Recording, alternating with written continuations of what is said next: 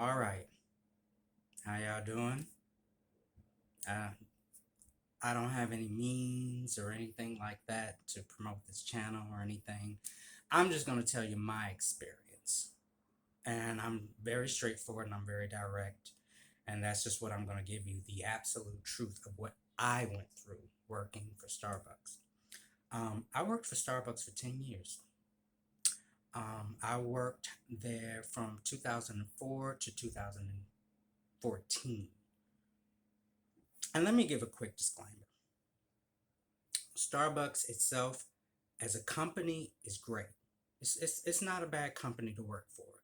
The problem is in the stores. The stores is where the problem is. And I saw a lot of videos before I even did this, and it's been years, and I just, people have been like, yo, you should write a book about this. You should write a blog about this. I've told so many people about crazy stories working there. So I was like, and I actually watched a lot of YouTube videos, several of them, of people why they quit Starbucks, and they were really tame compared to what I went through. So I'm just gonna, you might get a mini series. I might put this in parts because I worked in several different stores in Manhattan. By the way, I live in New York City. I live in Brooklyn, New York. I've lived here for almost 20 years. So I've been here for a minute. Now, when I started with Starbucks, Starbucks was relatively new to New York City. There weren't a ton of locations like there are now. If you go to Manhattan, seriously, like every block or two, there's a Starbucks on that corner. It was crazy back then. Several of them have closed, but back then, you couldn't go nowhere without a Starbucks. It was crazy. So, how I got hired was I just quit Toys R Us, and that's a whole different video in itself. And if this, pops up, then maybe I'll tell you all about that because that's something in itself. They had I used to go to Craigslist to look for jobs because at that time I was unemployed. I needed a job. I got bills to pay, and Starbucks always posted jobs. And I was intimidated because I didn't know what a barista meant or was. I didn't know anything about coffee or any of that. And I'd been in Starbucks before, and I thought it was a very posh and fancy place. So I just didn't think that I was qualified. So I was like, why not? So I sent my resume to one of their job ads, and I got a reply back saying, "Hey, we're having a job fair in Cobble Hill, Brooklyn, and bring your resume." So, great. So that's what I did. I went to the location, nice Starbucks, and it was in the basement. So when I got down to the basement, there was a woman standing there, and she was like, "Hi, how are you?" "I'm good." She's like, "Do you have your resume?" "Sure." So I gave her my resume, and she gave it to another manager. See, there at a job, there were several managers downstairs interviewing people for their store. So a manager came over to me. Name was Mary, and I'm gonna keep the names. Like I said, I'm giving you the real deal. It's been years. I frankly, I don't care at this point, and I may curse. So you know, that's just me. So me and her, we went and sat at a table, and she was like, "Hi, how are you? Nice to meet you." And she asked me. We went on an interview, and it went really well because I'm very comedic and outgoing that way, and she loved my attitude. She was like, "Oh my god." I need someone like you at my store. You've got to come to my store, definitely. So she hired me pretty much on the spot. And I'm like, oh, I got a job. And I'm working for Starbucks. It was exciting. She said, "Do you have any time tonight?" I said, "Yeah, I got some time." She said, "When can you start?" I said, "Well, I can start tomorrow if you need me." She said, "Okay, great." She gave me my application. She said, and she wrote this address down on a piece of paper. She said, "Do you know the village at all? Greenwich Village in Manhattan." And I said, "Yeah, I've been down there a couple of times." She said, "Okay." So she kind of gave me directions on how to get there, but I kind of knew how to get there anyway because it's a pretty easy spot. So I went to the store. brought my application with me, and she told me to ask for Tanya. That was the assistant manager. So I went to the location, walked inside, and was like, damn, like it was a big location. It was nice.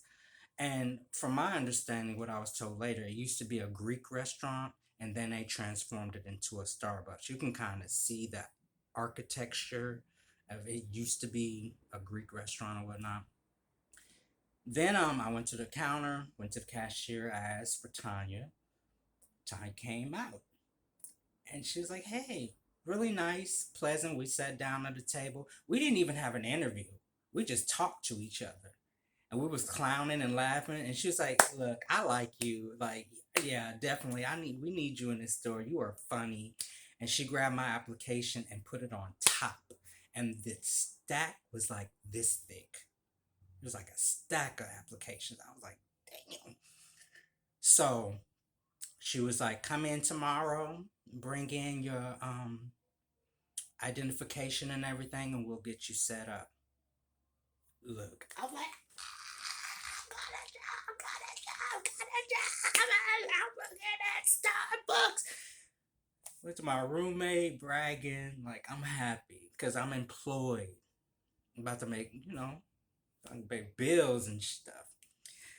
So next day came in, filled out all that paperwork. And then my manager at the time, Mary, she said, listen, you have to go to, mind you, this is 2004, stuff has changed. She said, okay, listen, you have to, in order for you to even start, you have to go to the Starbucks experience class at the corporate office. I said, okay. And she said, otherwise, we can't start you, we can't put you on the floor or anything. I said, okay. So I went to this location in Midtown Manhattan, I guess the main office for Starbucks or whatnot, and went in. And there was a lot of new people, and basically it was a Starbucks experience. Basically, they gave you the history of Starbucks, how it started. You learned about Howard Schultz. You learned about how he started the company and everything. And this was like 4 hours long. So I learned a lot about Starbucks before I even went into the job. Now, my training, when I went back for my training, I was like late, maybe 10 minutes. And she said, I've already started training. So I'm not going to have you on today. Just come back tomorrow on time and we'll start your training. I said, okay. So I was like, shit, I think I'm fired. But she was cool about it. Um, Came in that Wednesday, had to wait a day. So I went in Wednesday and they paired me with this girl named Danny, and she was super nice. And they gave you we called it I called it the Bible. It was a training book like this thick and it had a blue cover, and it just told you about everything, every station. My training was thorough. I had thorough training. Like I learned a lot of later down the line. I learned a lot of baristas and shifts. They skipped all of that. My shit was thorough. So I trained on everything. Um, the bar, code bar, register. Was writing in the book. She'd come and check my answers, everything. I had to go through the whole book before I even got onto the floor. And then I started. I was on the floor. And I used to love, back then, my favorite thing to make were the Frappuccinos. Later on, I hated them because they changed the recipe and start switching shit up. It was crazy. Um, my starting pay was actually $7.81 an hour. And previous to that, I think I was making $6.23 an hour at Toys R Us. So I was happy, like, hey, okay. On top of that, they have 401k, stock incentives, health insurance, dental, vision, tips. Like, I was happy. Um, the store was great at the time. We had a very diverse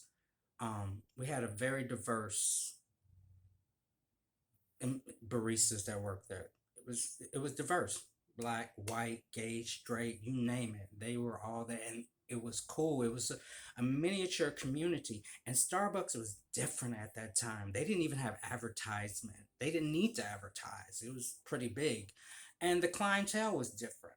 It was upscale people, people who seemed to have money, and I was working in a village, so it was a lot of people, tourists and celebrities. I met a lot of celebrities. God, I'll get into that in a second. So seemingly everything was going pretty good, and I actually befriended. There was like we had like a little gay clique. It was like six of us gay guys, and we all hung out. We used to. I'm actually blessed and fortunate enough that I was able to go to some of the legendary nightclubs at that time. Like I got to go to the Limelight, to Escolita, to Crash, to Splash. Like we used to hit it up. And there were times where we would be out all night drunk, and I'd be like, "Yo, we gotta open in the morning." Oh, and listen, we go in drunk and open the store drunk, toe up, but we got through it. I don't advise that to anybody, but we got through it.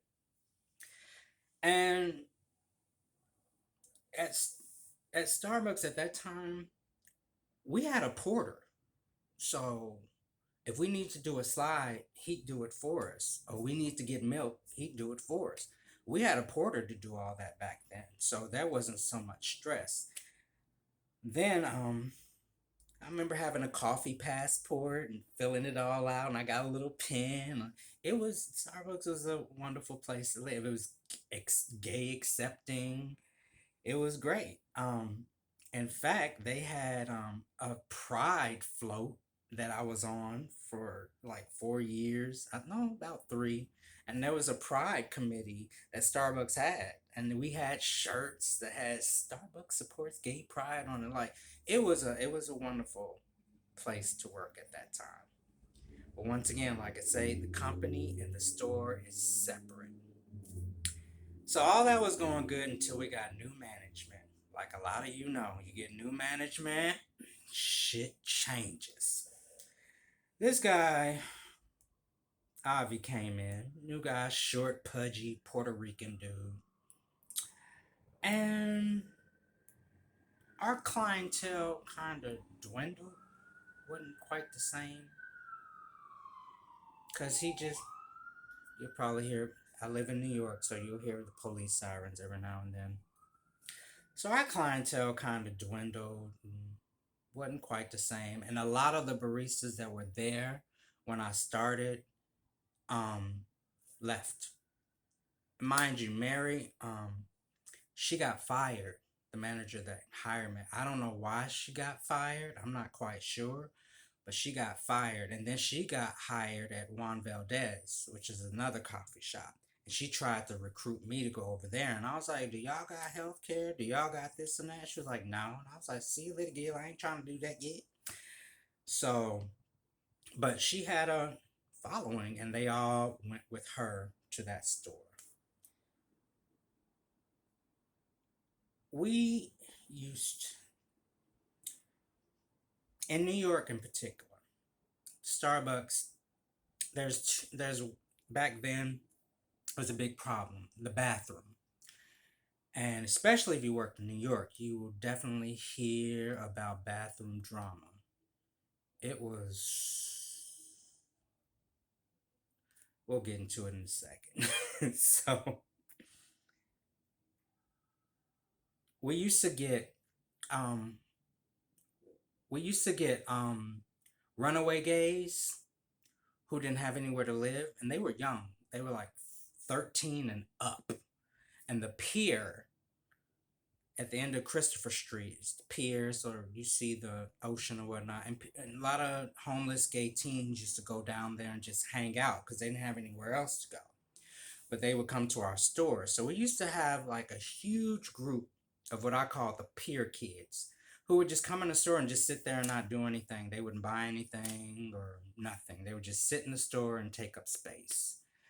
And they were loud, belligerent, crass, rude. And I would constantly go to our manager, like, what are we gonna do, like, about these kids? And there was nothing I guess we could do. At this time, a lot of things were kind of going downhill for my store, so I felt like I needed to step it up. So I went to my district at the time and I said, I want to be a shift supervisor because I want to try to make stuff right around here. He said, okay, well, you need to, become a coffee master. You need to become what else? You need to become a learning coach. I had to become a learning coach. I had to take classes in that. I had to become a coffee master. I had to take modules for that. I had to get my food certification. Like I had to go through all that just to be promoted. So, and I did. I did everything. And then I was promoted. Um, the bathroom was interesting because there were a lot of male prostitutes that were in the village, and they would use our bathroom to solicit their clients. So you'd walk in the bathroom and seriously slip on semen. There would be semen on the floor. And you would walk in the bathroom and smell sex. Um, Oof. And then there was blood sometimes splattered on the wall, on the floor, homeless people, and that's another problem too. The bathroom and the homeless people. Once again, it's New York City, and a lot of you, I saw your videos or whatnot. What your problems were are 10 times worse here in New York. So the bathroom was disgusting, and I avoided it at all costs. We really didn't have to um, clean up the bathroom or whatnot.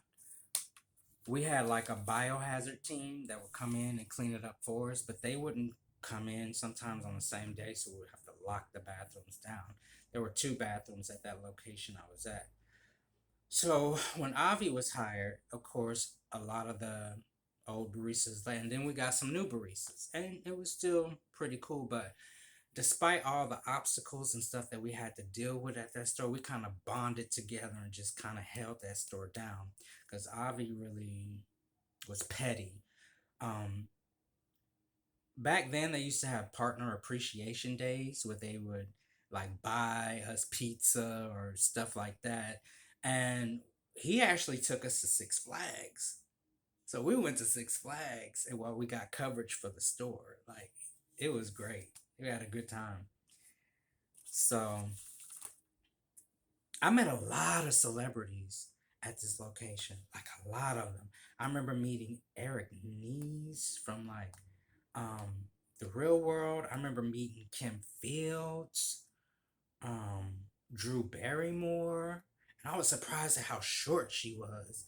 Um, I remember meeting Hilary Swank shortly after she had won her Academy Award for Boys Don't Cry, and I actually had met Tina Brandon at that because I lived in Omaha, Nebraska, and Lincoln, Nebraska is like 1 hour away.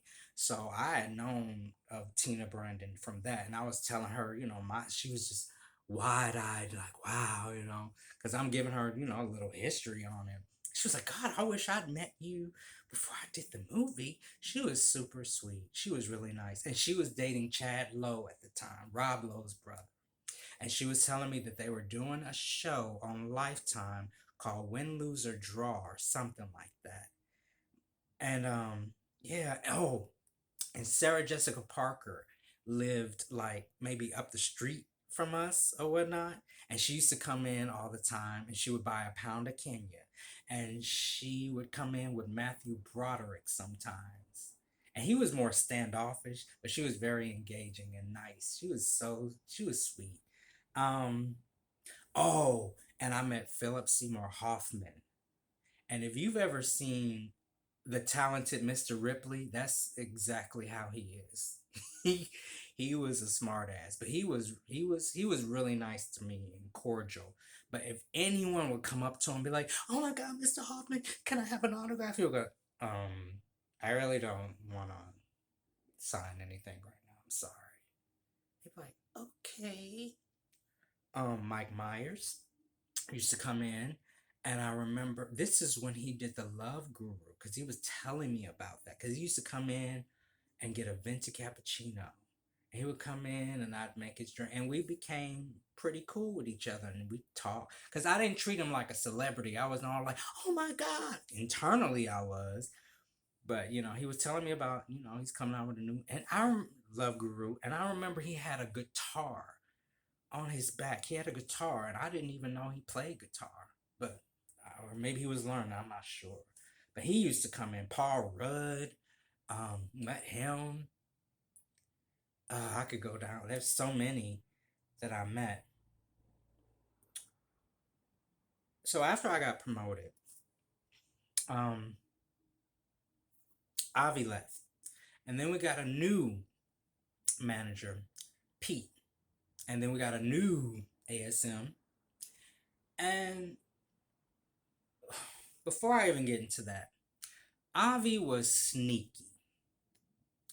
There was a barista I had made a playful comment to, and somehow, way or another, it got back to him. And he took the shit way too seriously and went to corporate with it. Now, this barista, Alan, was being sexually harassed by another barista. She was female, and she was openly sexually harassing him in front of us, in front of everybody. And he would come to me all the time, like, "What do I do? What do I do?" I said, "Go to Avi. Tell him what you've been experiencing and whatnot." My joke somehow got in the mix, and I got accused of sexual harassment. So I had to go to corporate and tell my side or whatever. Both of us. The girl who actually was doing the sex, she was a shift supervisor, by the way, like me. She went to corporate with me. We both got interviewed that day or whatnot about the situation. She got away with it. I got away. They wrote me up on a final for sexual harassment. I was like, wow. And I didn't even do any of the sexual harassing at all. And this barista, I'll keep his name out of it. He came to me. He was like, "Yo, I didn't speak about you about like you like that at all. I didn't tell them that you was harassing me at all." Like, and I was like, "You know what? It's cool. I couldn't retaliate because they sent me a letter saying if you were to retaliate, you'll be fired, et cetera, et cetera." So I was just like, wow, this bitch really was the one who was doing it, and she got away with it, and I got her final. It was messed up. And me and the relationship with him really changed, and it really changed the dynamic of how I went on to coaching and dealing with baristas. Like, I wasn't lovey-dovey anymore. I wasn't hugging anyone. I was like pushing them away. So I didn't deal with that. Starbucks used to have, at that time, they used to have this gay pride float, and it was beautiful. And I used to, speaking of gay pride, there were two times I, if you've ever worked in the village on the Halloween parade, oh my God, hell. And working on gay pride, because you're right there in the village amongst everybody, it was hell. Hell. It was a nightmare on Elm Street. Freddie came and cut my ass up. I was like, "I'm bleeding. You don't need to cut me no more." I had 6 band-aids. He wasn't playing. He sliced me up. It was a nightmare. And there was so much sex and drug usage going on in the bathroom. The bathroom line was longer than the drink line at that time. The bathroom line just got longer and longer and longer. No one wanted to order drinks. They wanted to go to the bathroom. It was crazy. So then I think at that time I was maybe 3 years maybe 3 years in, doing okay. The ovens came. Then we had the ovens. So now we are making breakfast sandwiches.